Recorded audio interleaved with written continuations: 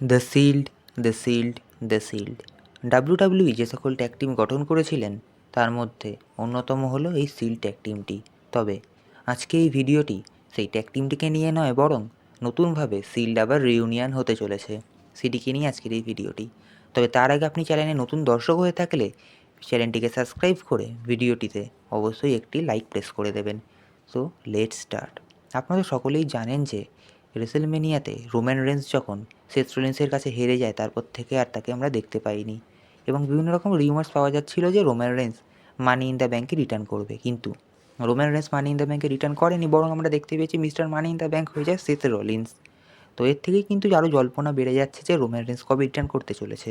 WWE কিন্তু night of চ্যাম্পিয়ন্সে Roman রেন্সে return করার সম্ভাবনা দেখিয়ে যাচ্ছে।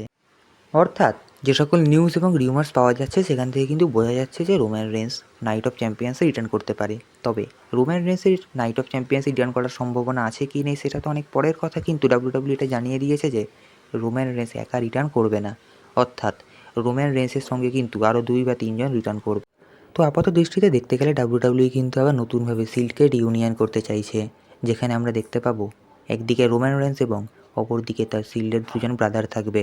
তবে হ্যাঁ, এখানে কিন্তু সেথ রোলিন্স বা ডিন অ্যামব্রোস থাকবে না, এখানে কিন্তু উসোসরা থাকতে পারে, কিংবা আমরা বর্তমানে জানি যে হিকুলিও রিটার্ন করেছে, যেও কিন্তু একজন ব্লাড লাইনের মেম্বার। ডাব্লিউডাব্লিউ কিন্তু তাকে রোমান রেন্সের সাথে যুক্ত করতে পারে। তবে এটা অনেকেই ভাবছেন যে রোমান রেন্স আবার রিটার্ন করে তার ম্যাচ হবে সেথ রোলিন্সের সাথে। তবে এরকম কিন্তু ডাব্লিউডাব্লিউ তেমন কোনো রকম রিউমার্স পাওয়া যায়নি যে রোমান রেন্স রিটার্ন করে আবার সেথ রোলিন্সের সাথে তাকে ম্যাচ খেলাবে।